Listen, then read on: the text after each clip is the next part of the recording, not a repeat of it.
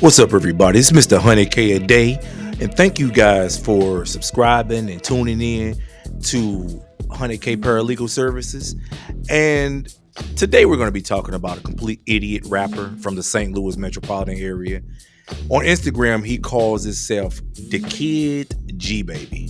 And today he was just sentenced to 24 years in federal prison because he decided to brag about selling drugs, fentanyl drugs to people, and one of his clients died from it, from an overdose, from some fake Percocet pills that he sold. So, the Kid G Baby on Instagram, he calls himself a trap teacher, as you guys can see.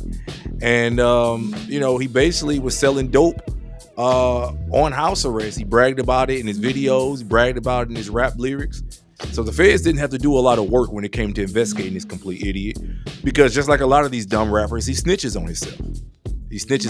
So, the case is very easy. He went to trial. He just went to trial with the feds, and he was sentenced to 24 years in prison because he sold some fake Percocet pills, counterfeit Percocet tablets laced with fentanyl to 20-year-old Austin Mezo in December of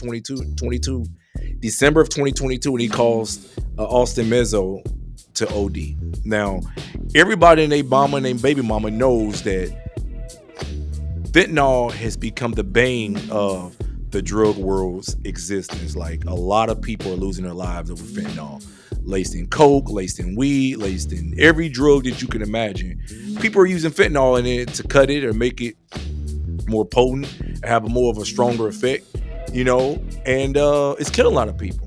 And this idiot, Deontae overall, aka the Kid G Baby, was bragging about it and, really didn't have any remorse for the damage in which he caused to the community. So he posted a video on YouTube, which partly is playing in the background here on this video. And the link for it is in the description on this video, where he basically brags about it, showing off his ankle monitor, showing off all the great things that he was doing on house arrest. And he basically gave the feds an easy pathway to give him more time. It faced a mandatory minimum 20 years when someone dies. When the feds charge you with distributing drugs that results in someone dying, it's a mandatory minimum 20. And he received 24 years in prison for this foolish and dangerous conduct that he engaged in. St. Louis ain't playing either. Across the country, they ain't playing, but St. Louis is extremely hard on people who engage in this type of conduct, because a lot of people, a lot of kids, a lot of parents are dying from fentanyl, whether it's accidental ingestion or coming in contact with it or ODing. This drug is really, really, really bad. One of the things that a lot of people, drug dealers, don't really understand in this particular climate, particularly black drug dealers, is that a lot of these judges are white. And a lot of the kids that are dying from these ODs are white also, especially from the fentanyl. And, a lot of these judges, federal judges, they see themselves, they see their kids, their grandkids, their nieces and nephews in some of these victims of these drugs that are laced in normal drugs like the Percocets in this particular situation. Mr. Overall, he had been selling fake Percocets, was laced with fentanyl, and this was a little white kid that died. He was only 20 years old.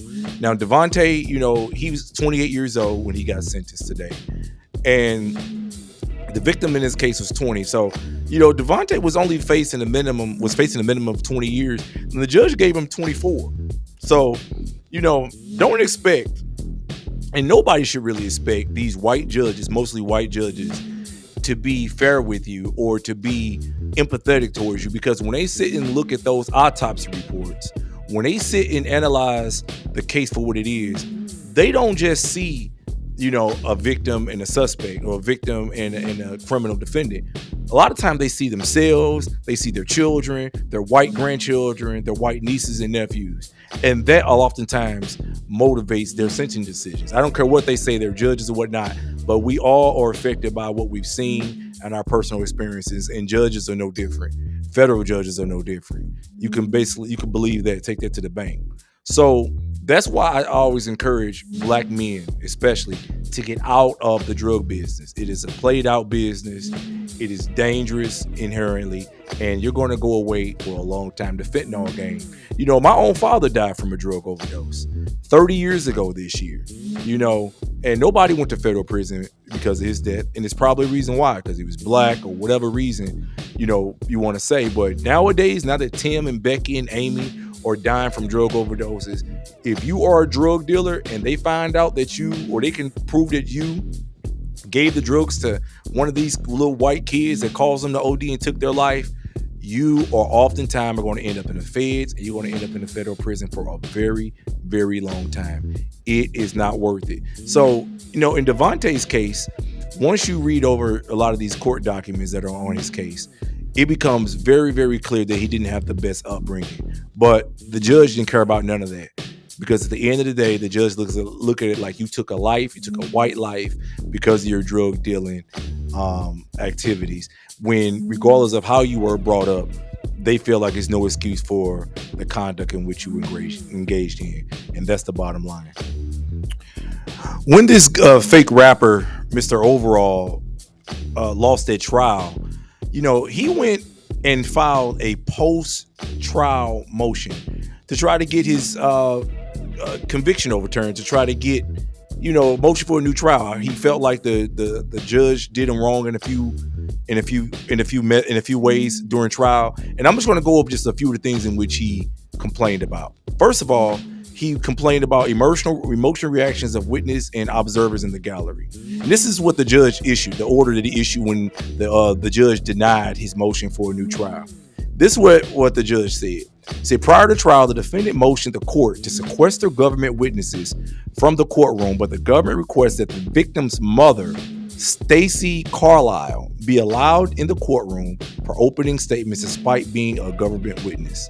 Defendant did not oppose the request. The defendant claims that during opening statements and during Carlisle's testimony, members of the victim's family, as well as Carlisle, audibly and visibly cried in the presence of the jury. The defendant acknowledged that the court took corrective action on the first day of trial when it noted emotional displays from observers in the gallery. The court asked counsel for the government to convey, through its victim witness advocate, to observers that they would need to leave the courtroom if such emotional displays continue. Despite the court's corrective action, the defendant claims that jurors' ability to objectively weigh the facts without consideration of non-evidentiary factors such as sympathy for the victim's family was negatively impacted. The judge said the brief displays of emotion from Carlisle and others in the gallery did not prejudice the defendant. The court instructed the jurors prior to the start of the trial that they should not allow sympathy or prejudice to influence them. The law demands of you a just verdict, unaffected by anything except the evidence, your common sense, and the law as I give it to you. That's what the judge said. And these are just instructions, in which is completely crap, because nobody can sit and just divorce what they see and hear from reality. Everybody knows that when you have a child that dies, Mrs. Carlisle was the victim's mother, who may have even found him dead, because I believe he died at home from these fake Percocets. So hearing testimony about her son, about him ODing and all these other things, I'm sure it made it made her emotional. But also the jurors pick up on that. If I was sitting on the jury, it would make me maybe biased towards the defendant, because I would empathize with him as a father. I would empathize with the victim and the victim's mom and the victim's father as a father when I see the autopsy photos, when I hear them crying, and it would unfairly prejudice the defendant, hands down. And in this situation, this is, like I said, a white kid who OD'd with a black defendant sitting there in that chair, and he's bragging on these rap videos. I'm sure they showed the rap video to the jury, and this ultimately was his undoing. So it's very prejudicial. This is another reason why, crime is dead, guys. Crime is completely dead. And this particular defendant, he got a chance. He's going to have 24 years to think about how dead crime and, even selling drugs really is and should have been out of his life. So, of course, guys, he got convicted. They let his mom I'm sorry, they let the victim's mom, who's white, get on the stand and testify. She's the one who found, her son dead, after he'd been vomiting, complaining about being sick. She found him dead, and she got up there and testified about finding his body. And this kid, the kid G baby, his reign as a drug dealer for about 20 years is over. If you look at his Instagram page, which I provided a link to it in the description of this video, he loved flashing that money. He loved that fast life. He wanted to be a rapper and all that too. He doing it all, but it all comes to an end once you get caught. So I want to make sure you guys understand the legal ramifications behind some of this conduct. The feds don't play with this fentanyl, killing all these white kids. You go in court, if you go to trial and trying to say, oh, was it my drugs that killed him? They don't care. They'll just convict anybody to get out there. At the end of the day, you're still criminal, you're still black, you're still engaged in conduct which you should have known the consequences or the potential consequences for. And people can die, people can go to jail, you may go to jail, you may lose your life. So they look at it like you gotta chalk it up to the game, and it is what it is. So this the kid G baby, y'all. This the kid G baby. Take a good look at him. Y'all won't see him making any rap songs for about 20 years. Instagram may be long gone by the time he come out. Maybe another platform that we ain't heard of yet. But yeah, dumb rapper from St. Louis. Another one bites the dust. Till next time, y'all. This Mr. 100K a day, 100K paralegal services. Hope you guys enjoyed this video. Hope you guys found it informative. And please, please, please stay away from the drug game, y'all. Stay away from criminal activity and encourage each other, our kids, our family members, everybody around us to do the right thing to keep ourselves alive, healthy, safe, and free. Till next time, y'all. Peace.